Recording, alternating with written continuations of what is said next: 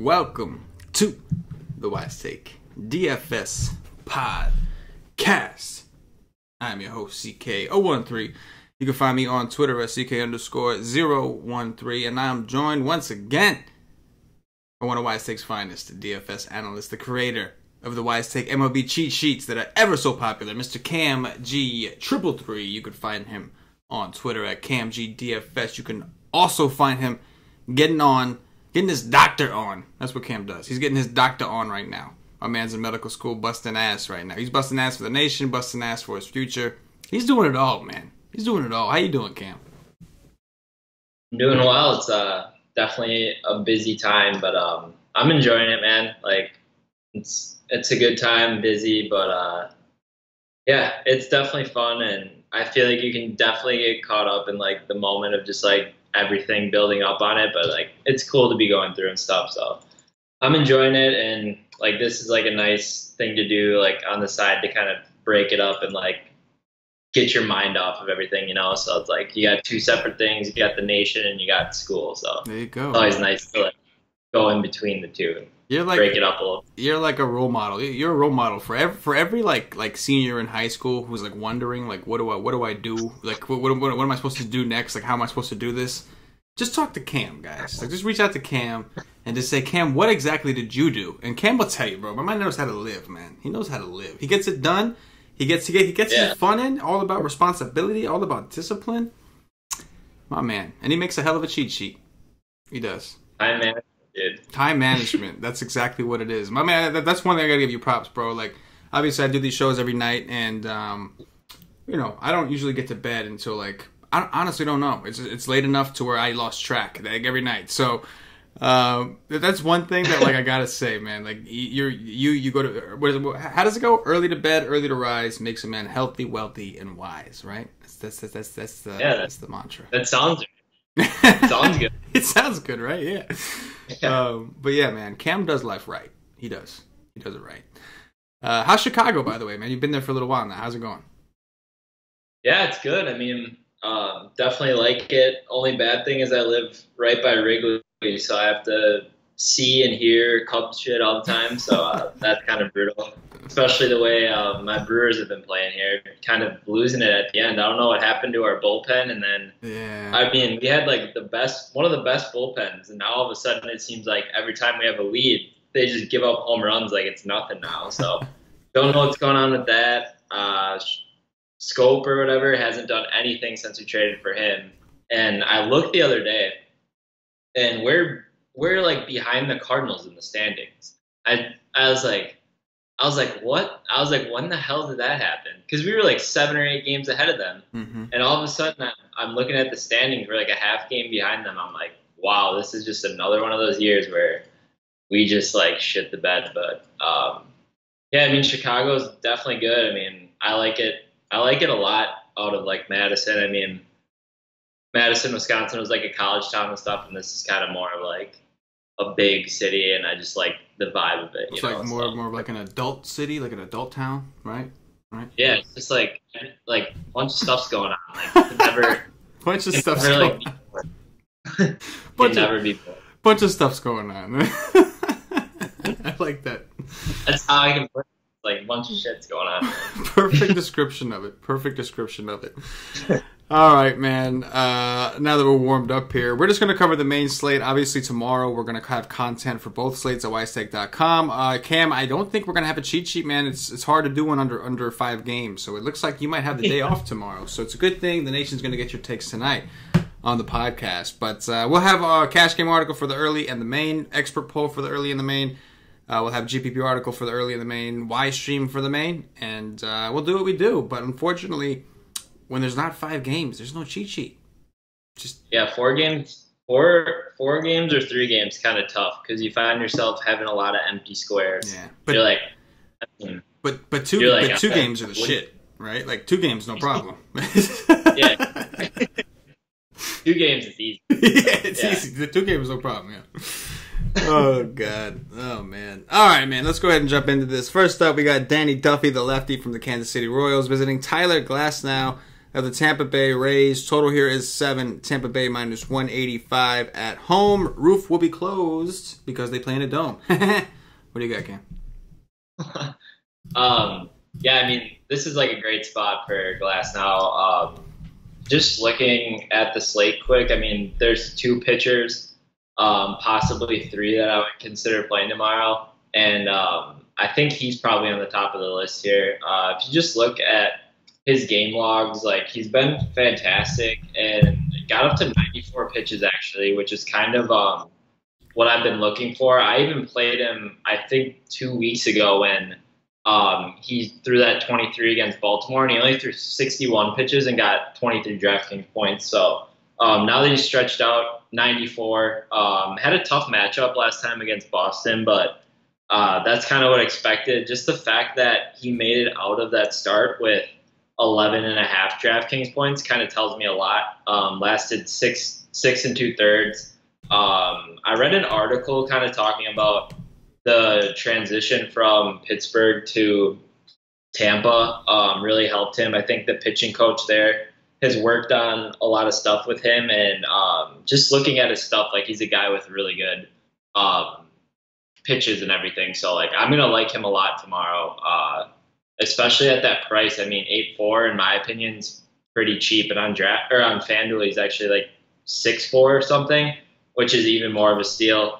Then you factor in the matchup with Kansas City and the ballpark in Tampa. It's pretty much a perfect spot. I'm assuming on a 4-game slate he's going to be really popular, especially on a site like DraftKings where you have to pick 2 pitchers. But that might just be chalk you eat and just differentiate elsewhere because there's really not a lot of flaws in this matchup here going against Kansas City. On the other hand, Duffy going against Tampa, I never really I don't know, man. Like, Duffy's fine, but I just don't like playing him. I think the price at 6.4 is okay. He's flashed games where he's had upside, but then we've also seen like that a lot of games where he has like negative or like single digit points as well. Very inconsistent and kind of just tough to tell what you're getting with him. I think the matchup in the ballpark's good, which puts him in consideration for me, but nothing that I love. And I don't know, we'll have to go a little bit deeper into the slate, but a lot of these bats I'm just going to pass on and hope that we can get some better spots later on that we're looking at. Right now, I would probably only consider really playing like Willy Adames for Tampa, maybe like Matt Duffy or something like that. But outside of every other bat, I'm just not really thrilled about any of them. Yeah, I'm with you. We gotta make sure, see if Duffy's on any kind of a pitch count. I'm pretty sure he was on the DL, right? For a little bit, right? Yeah, but only like 10 days, so he should be fine to go. I mean, he didn't miss that much time. He did get a little choppy. Like, he had a streak where he was pitching really well. Then he got a little bit choppy. He struggled against Minnesota in a game, struggled against St. Louis. But 6.4 is a pretty reasonable price. Like, great ballpark, like you said. And the Rays, like, they're pretty left-handed. We'll see if they throw out some guys. Like, obviously, Crone should be in there, and they hopefully will get a little bit more right-handed, but the projected lineup that like Fantasy Labs has out there right now is super left-handed. If that's the case, we're gonna have to consider Duffy at 6.4 in this park. I'm with you though. I don't want to do it, but it's a 4-game slate, so we're gonna have to like see if there's somebody else we can substitute that's cheap. But I definitely agree with you on Tyler Glass now. 8.4 on DraftKings, and I mean, you said 6.4 on FanDuel. Yeah, like 6.4, 6.3. 6.3 on FanDuel. That is wild. This dude just threw 94 pitches in his last start.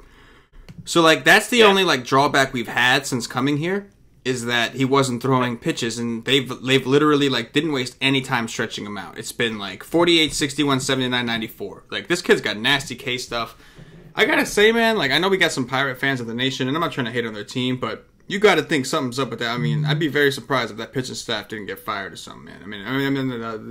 The pitching coaches over there, because like Chris Archer goes to Pittsburgh, all of a sudden he sucks ass. He's like one of the worst pitchers in baseball.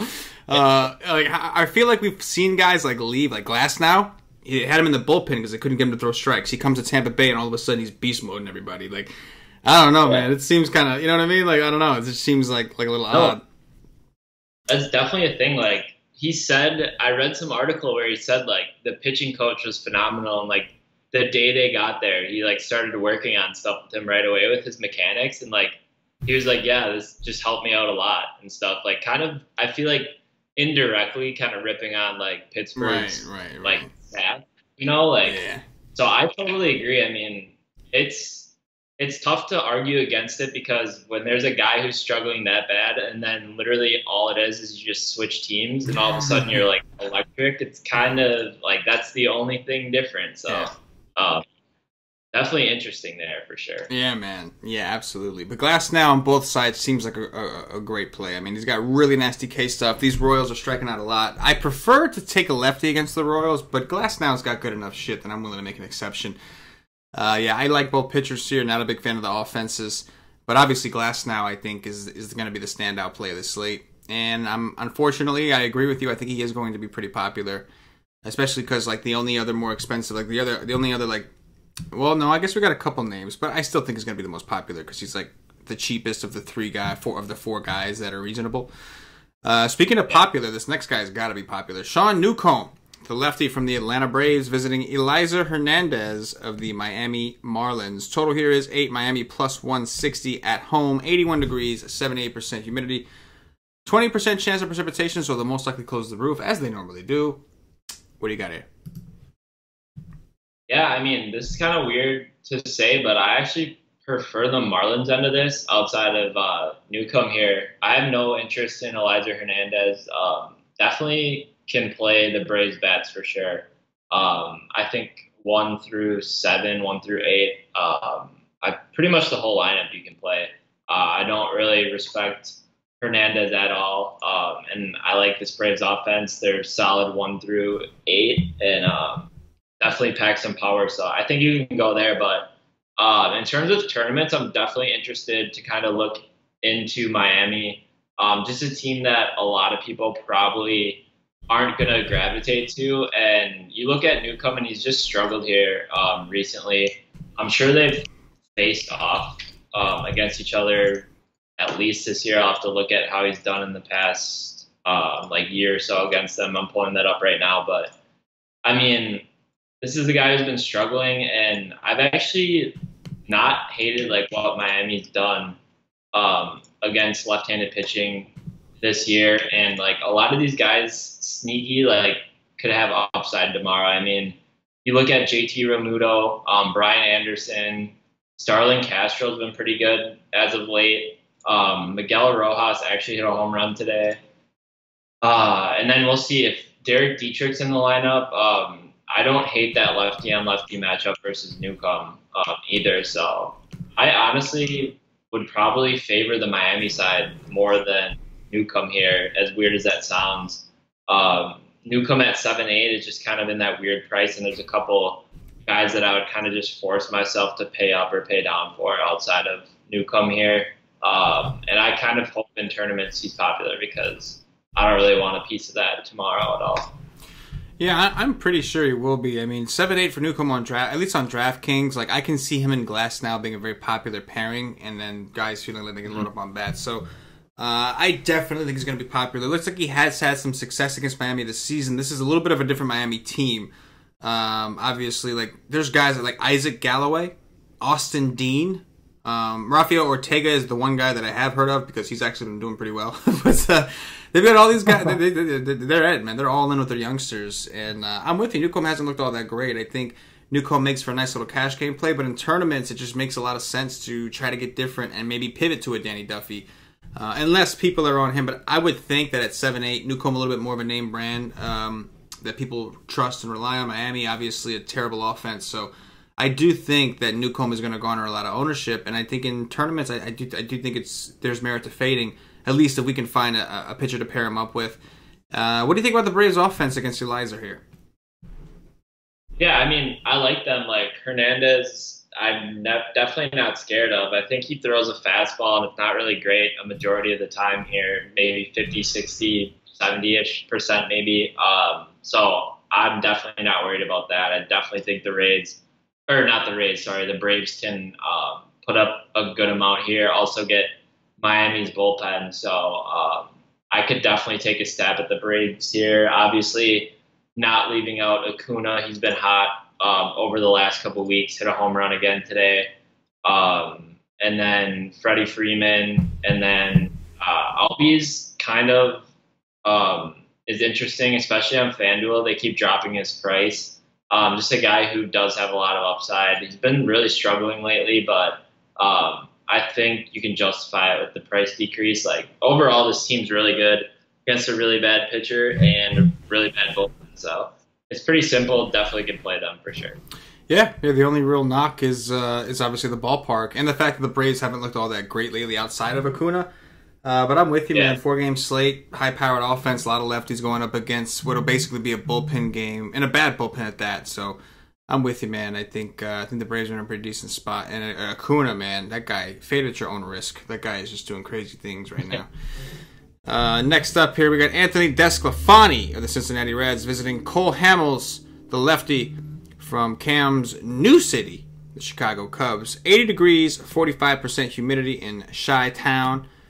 No total because they're waiting on the weather, of course. 225 is what the Cubs are favored by.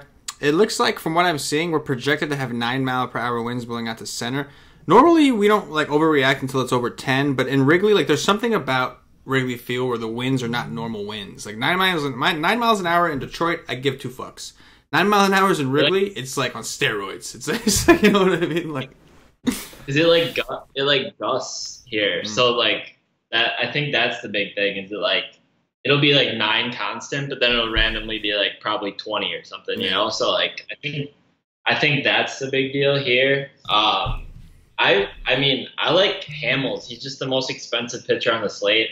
And it's tough to pay 10-4 for him. But he's definitely in play tomorrow. I mean, since coming over to Chicago, has been using that changeup a lot, which he's getting a lot of swings and misses on. And you can kind of see it over here in his past games. He's had two games since joining the Cubs with 9 strikeouts.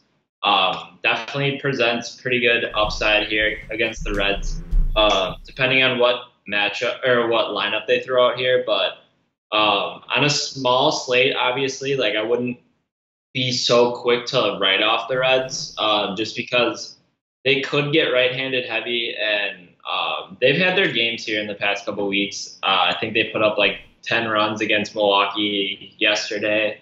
I believe the last couple weeks they've had a couple good games, so I wouldn't write them off completely. I think the 2 main targets you could use against Hamels would be Peraza and Eugenio Suarez anytime he plays a lefty, and for whatever reason, he's never owned at all.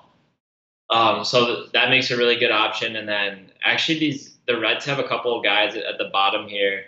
Dilson Herrera and Brandon Dixon have actually been producing decent as well. If you needed value, if you're trying to pay up at pitcher or something, I don't mind that. But the 2 main targets would be Peraza and Suarez, followed by maybe a couple of value guys. I wouldn't do a full stack of the Reds, but I wouldn't write them off either. On the other hand, DeSclafani's been actually pretty good the last 4 or 5 games here. Just a guy who really had issues keeping lefties in the ballpark, giving up 2-2, 1-3, 2-1-2 home runs throughout a month and a half, 2 months. But really has kind of figured that out. Still giving up hard contact and stuff, but I just don't think he's grooving as many pitches as he was before, locating a little bit better. And a lot of these lefties are intriguing initially. I think if this was a month ago, Cubs would be in an absolutely nut spot. Just with DeSclafani's recent form, though, to me it makes me take a step back. But I mean, I wouldn't look into it too much. I think there's still potential that the Cubs can definitely go off tomorrow, just with the way this lineup looks. With the addition of Daniel Murphy, you have another lefty in the lineup. So Hayward, Rizzo, Schwarber, Murphy are probably the dudes I'm looking at tomorrow for sure. And then David Bodie's really good. as well, usually really cheap.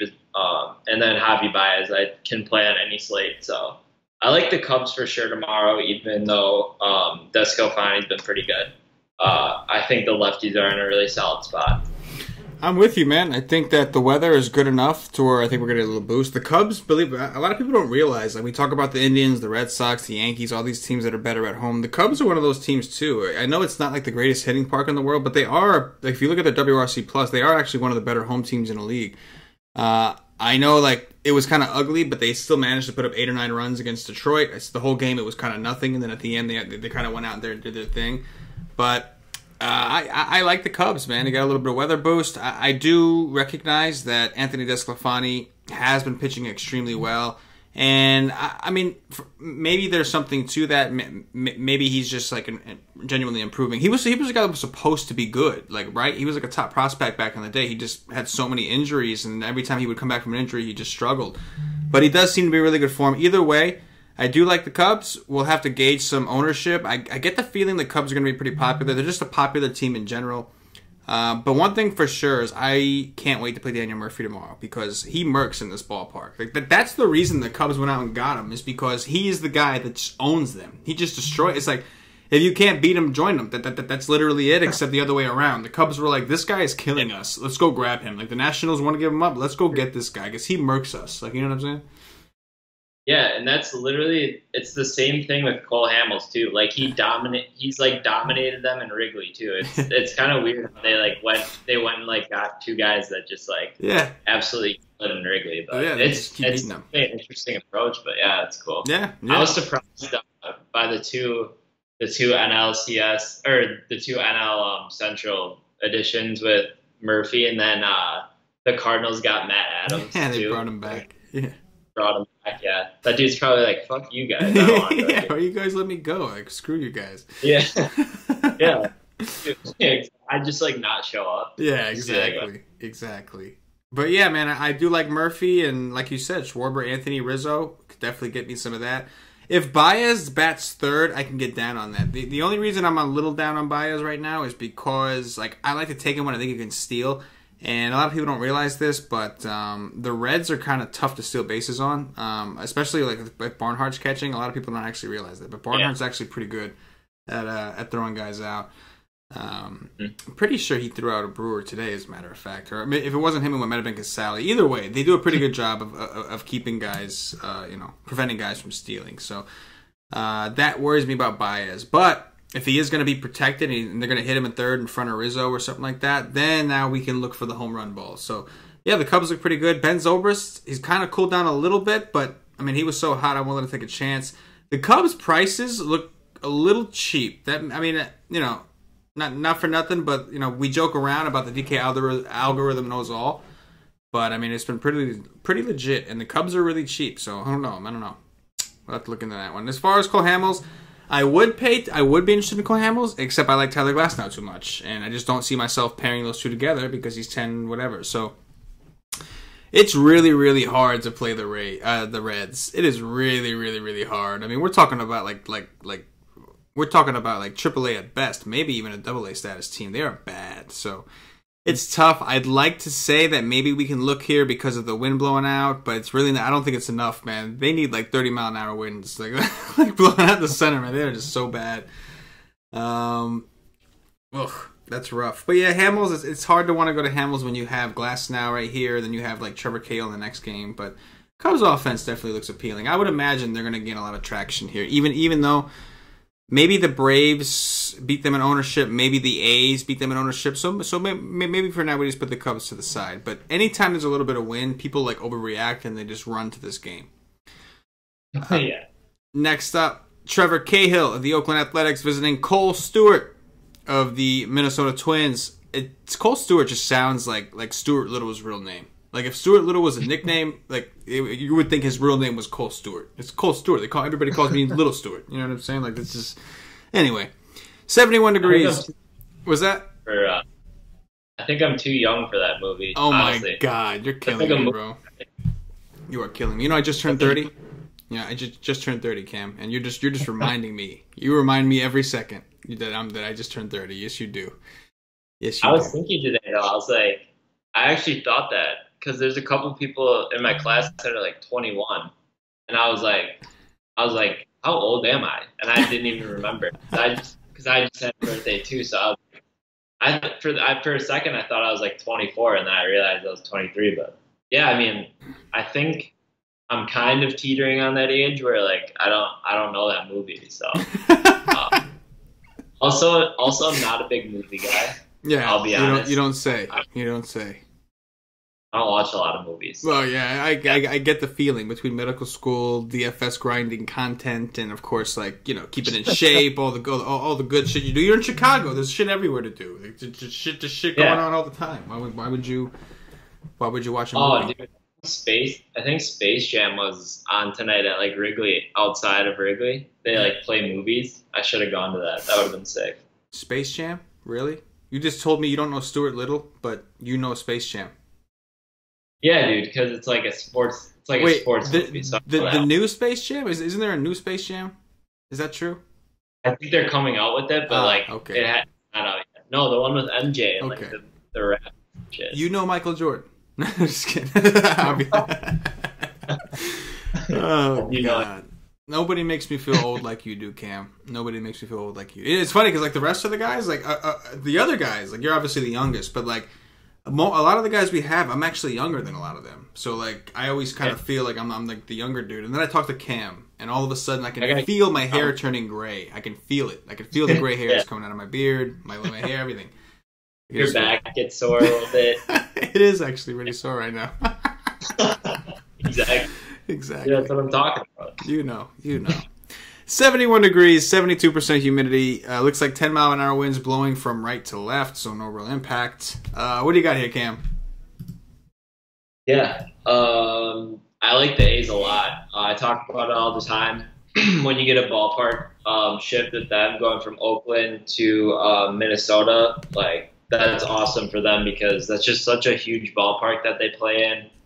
It's usually like 60, 70 degrees as well in Oakland when they play there. So this is just like a huge ballpark shift, and this is a team with like a lot of power. So when they're on the road, I feel like that power like really actually like it's result like based actually. So like you can actually see their power rather than it just getting hit in Oakland's bullpen or in Oakland's stadium. So I like them a lot. Like Chris Davis has been on fire here over like the last last week, 2 weeks about.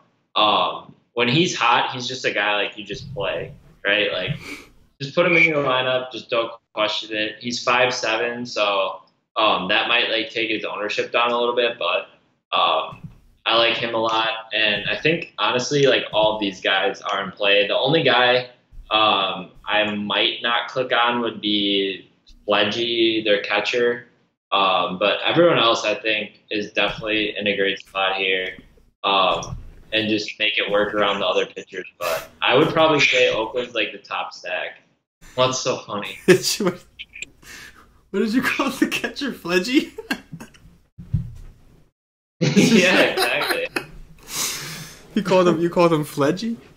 I'm pretty sure his name is Fagley. It just sounded funny. Like it sounded like what you call a fat kid, like Fledgy.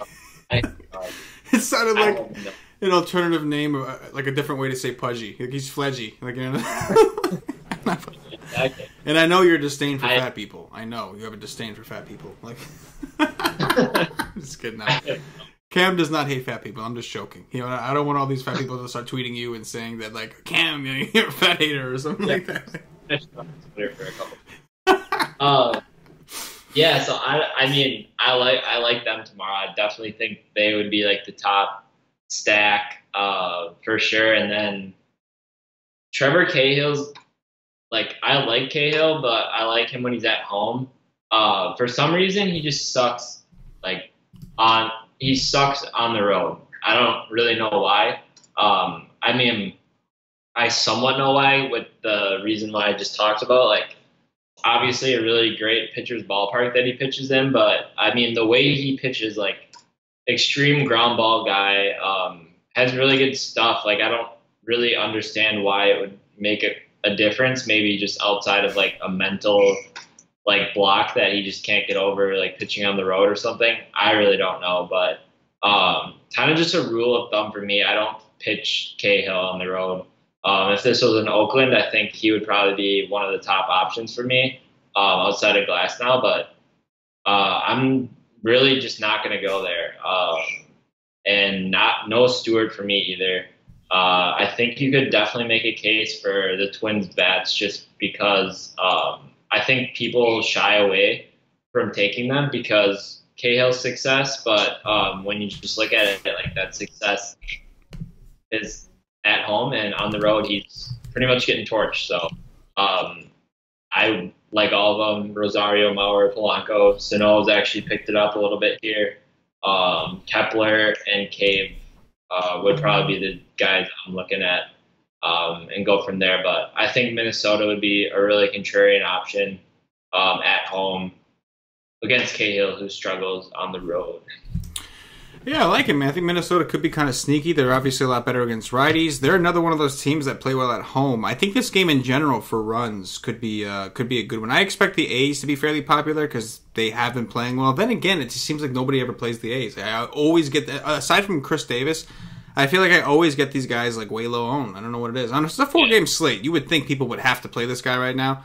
I mean, these guys right now, but one thing I know is Cole Stewart, there's a lot of two-seamers, and if you look at the actual numbers of two-seams, Chris Davis and Matt Chapman just destroy that type of pitch. And like the other guys have good numbers from a WOBA perspective. Even Nick Martini's done well. Jed Lowry, pretty good WOBA, but Chris Davis and Matt Chapman have insane numbers against two-seams. Over a pretty decent sample this year. They've seen quite a bit of them.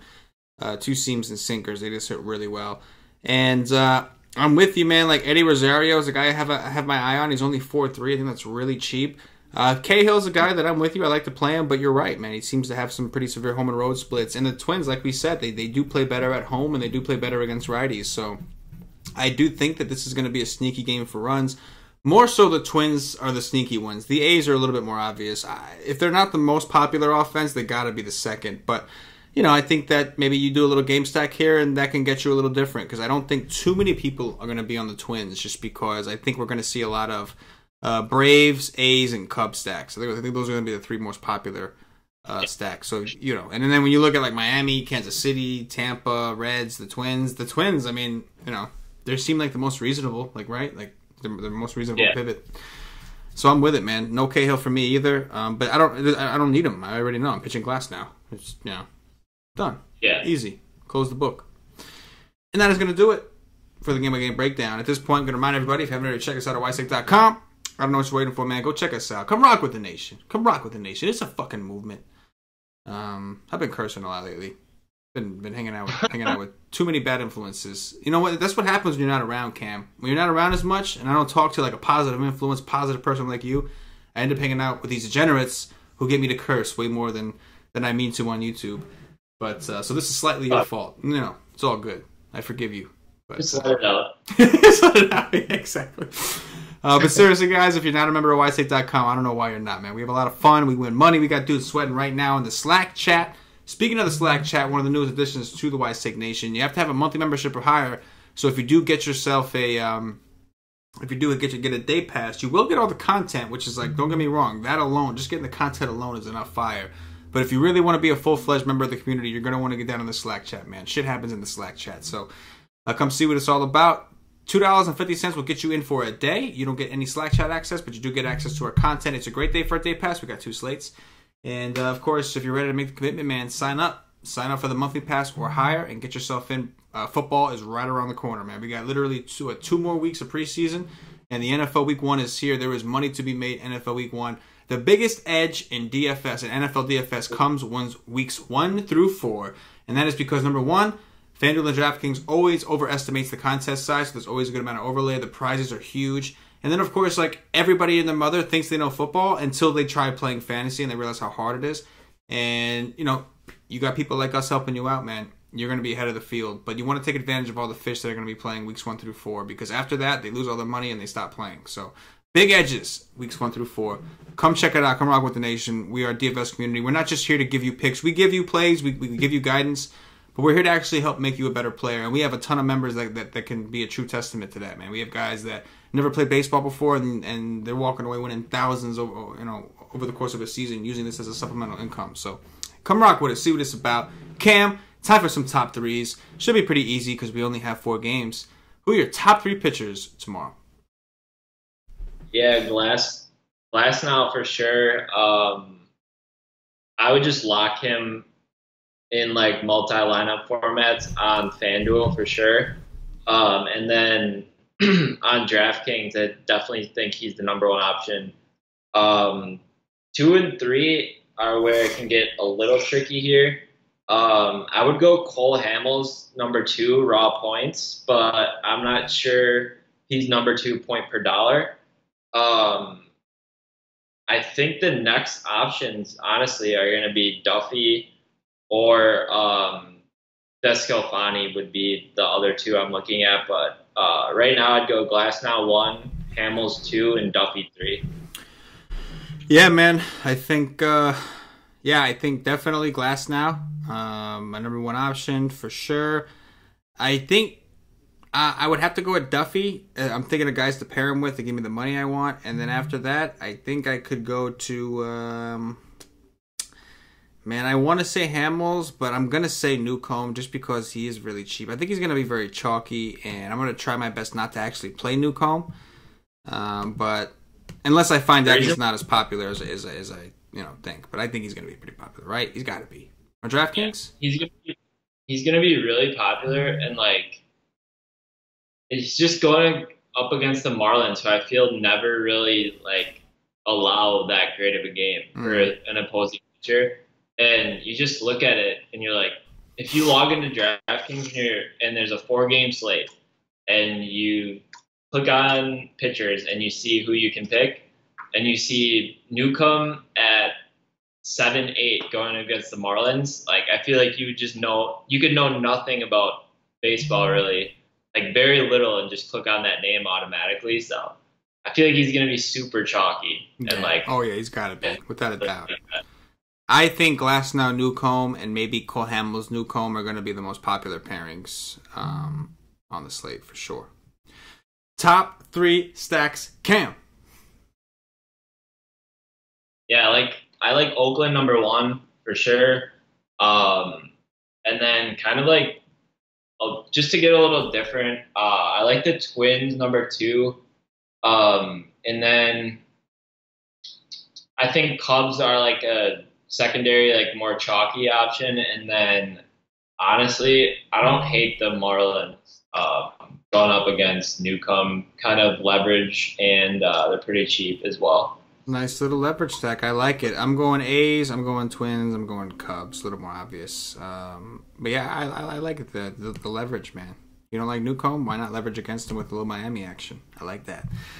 Dog watch. Who's going deep, Cam? Love Dong. I know you love Ronald. Kuna. Oh yeah, that's a good one. Wow. I have to go with Chris Davis then if you're taking Acuna. I have to. It's like a rule. Who'd you take? Chris Davis. That's what I was gonna take. So I'm not doing a podcast ever again with you. Bad Chapman. Oh, you got me pretty good there. Chapman was the second guy I wanted. I'll go with Eddie Rosario.